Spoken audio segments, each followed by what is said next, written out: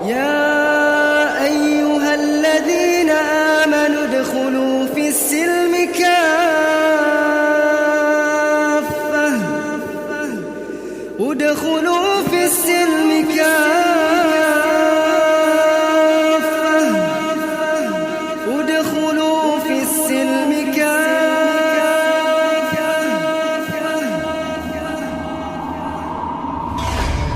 Inilah Buletin Dakwah Kafah edisi 207, 18 Muharram 1443 Hijriah atau 27 Agustus 2021 Masehi, dengan judul Umat Bangkit Hanya Dengan Islam.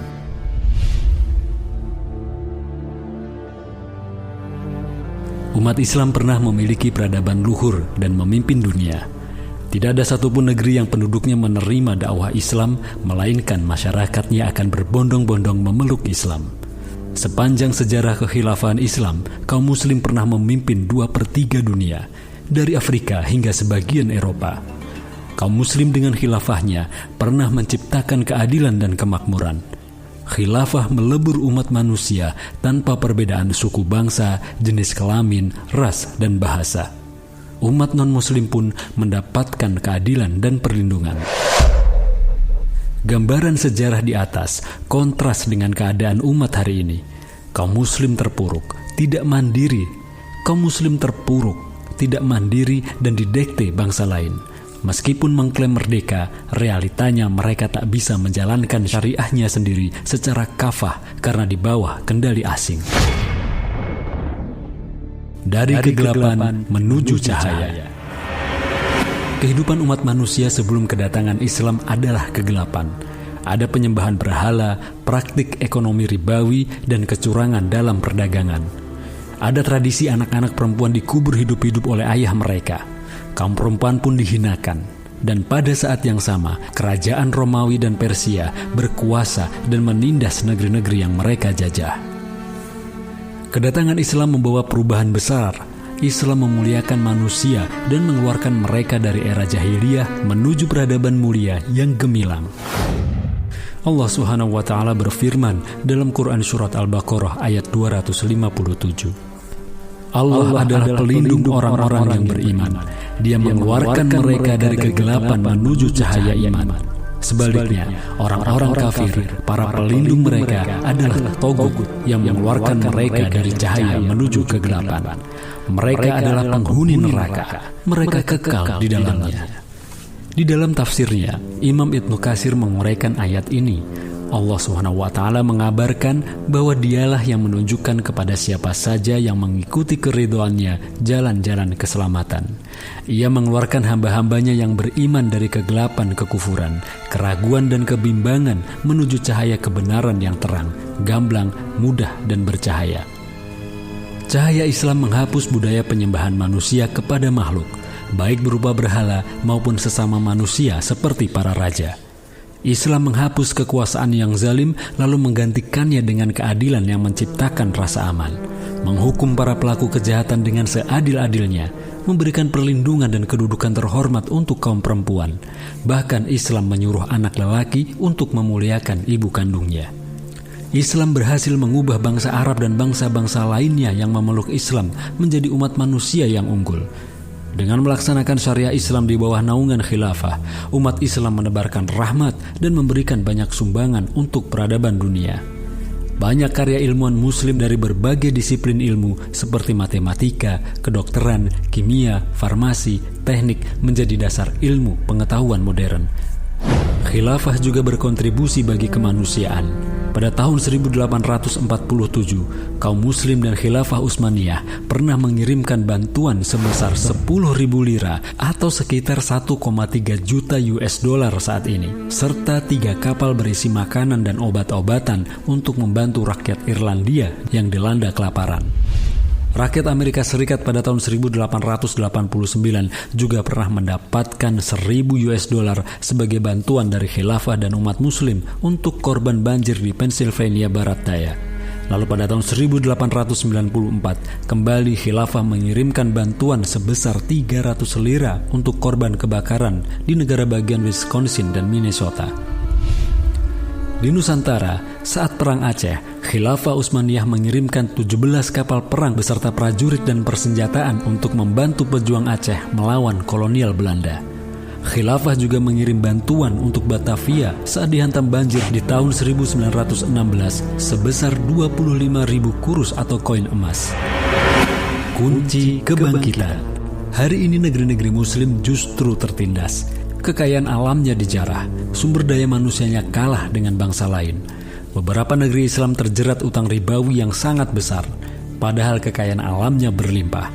Hukum-hukum Allah Subhanahu wa Ta'ala pun terbengkalai tanpa ada yang melaksanakannya secara kafah. Meskipun secara fisik merdeka, kenyataannya umat Islam dipaksa tunduk pada kehendak dan aturan asing. Karena itu umat harus bersegera menyongsong kebangkitan agar dapat menjalankan kehidupan Islam. Dan untuk bangkit, tidak ada jalan lain kecuali dengan mengikuti apa yang telah dilakukan oleh Rasulullah SAW dan generasi awal kaum muslim. Bukan dengan mengikuti aturan yang disodorkan pihak asing. Imam Malik bin Anas rahimahullah menyatakan, tidak akan bisa memperbaiki kondisi generasi akhir umat ini kecuali apa yang telah mampu memperbaiki kondisi generasi awal umat ini. Maknanya, umat muslim dulu bisa menjadi baik dan bangkit dengan Islam. Karena itu, sekarang pun mereka hanya bisa baik dan bangkit dengan Islam. Kunci kebangkitan yang dibawa Rasulullah SAW pada umat manusia adalah membebaskan mereka dari penghambaan kepada sesama menuju penghambaan hanya kepada Allah Subhanahu wa Ta'ala. Itulah yang disampaikan Nabi SAW dalam surat yang ditujukan kepada kaum Nasrani Najran. Sungguh aku menyeru kalian agar menghambakan diri kepada Allah dengan meninggalkan penghambaan kepada sesama hamba atau manusia. Aku pun menyeru kalian untuk berada dalam kekuasaan Allah dan tidak berada dalam kekuasaan sesama hamba atau manusia. Islam berhasil menciptakan manusia merdeka dan bangkit, yakni mereka yang tunduk dan menghambakan diri hanya kepada Allah Subhanahu wa Ta'ala, pencipta segala makhluk dan alam semesta, Tuhan yang layak disembah. Meskipun kaum kufar mengerahkan segenap kemampuan untuk menimpakan bahaya kepada Rasulullah SAW dan kaum muslim, mereka tidak sanggup melakukan itu. Sebabnya Rasulullah SAW hanya mencari perlindungan kepada Allah Subhanahu wa Ta'ala sampai akhirnya turun pertolongan yang mengantarkan beliau pada tampuk kekuasaan. Kekuasaan inilah yang mengantarkan kaum muslim pada kemerdekaan dan kebangkitan yang lebih luas lagi. Dengan kekuasaan tersebut juga umat leluasa menjalankan hukum-hukum Allah Subhanahu wa Ta'ala dan terbebas dari tekanan dan paksaan manusia. Mereka mengabdikan hidup dan matinya sepenuhnya hanya untuk Allah Subhanahu wa Ta'ala. Lihat Quran Surat Al-An'am ayat 162. Tolak ukur kebangkitan. Tolak ukur kebangkitan yang sahih bukanlah berlimpahan materi seperti kemajuan ekonomi, ilmu pengetahuan, atau pesatnya pembangunan infrastruktur. Kebangkitan sahih bagi umat adalah kemerdekaan untuk menjalankan syariah Allah Subhanahu wa Ta'ala secara total di semua bidang kehidupan. Hanya dengan cara inilah umat akan mendapatkan kemajuan di segala bidang sebagaimana yang diraih pada masa lampau. Tak ada artinya kemajuan materi sementara manusia masih menghambakan diri mereka kepada sesama manusia dan memperturutkan hawa nafsu. Ini bukanlah kebangkitan, tetapi justru hukuman dari Allah Subhanahu wa Ta'ala karena hal itu membuat derita pada diri sendiri. Imam Ibnu Qayyim mengingatkan, mereka lari dari penghambaan kepada Allah Subhanahu wa Ta'ala sementara mereka diciptakan untuk itu, lalu mereka dihukum dengan penghambaan kepada hawa nafsu dan setan. Bukankah sudah terbukti bahwa ideologi selain Islam seperti sosialisme, komunisme, kapitalisme, dan demokrasi malah menciptakan penghambaan kepada sesama manusia dan menciptakan kerusakan? Dalam demokrasi manusia dipaksa untuk mengikuti aturan yang dibuat oleh manusia dengan mengatasnamakan kedaulatan rakyat. Ironinya, produk undang-undang yang dibuat malah sering menyusahkan rakyat yang telah memilih mereka sebagai penguasa dan wakil mereka. Lebih ironi lagi, umat malah menolak syariah Islam untuk dijadikan landasan dan aturan kehidupan. Lalu mereka malah ikut-ikutan memberikan stigma kepada syariah Islam dengan sebutan radikalisme. Mereka menciptakan Islamfobia agar umat takut pada agamanya sendiri, seolah-olah Islam adalah pangkal persoalan dari kerusakan hari ini. Lalu ketika umat telah tersesat dan sengsara, mereka malah menepuk dada dan merasa telah menjadi penyelamat dan berbuat kebaikan. Padahal Allah Subhanahu wa taala telah mengingatkan dalam surat Al-Kahfi ayat 103 sampai 104. Katakanlah Muhammad, apakah perlu kami memberitahu kalian tentang orang yang paling rugi perbuatannya? Mereka itulah orang yang sesat perbuatannya dalam kehidupan dunia, sedangkan mereka mengira telah berbuat sebaik-baiknya.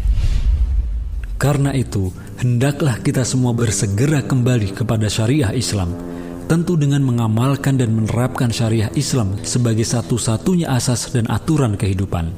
Hanya dengan syariah Islamlah kita akan diantarkan pada kebangkitan dan kemerdekaan hakiki, bebas dari jerat penghambaan sesama manusia menuju penghambaan sejati, yakni menghamba hanya kepada Allah Subhanahu wa taala. Wallahu a'lam bishawab.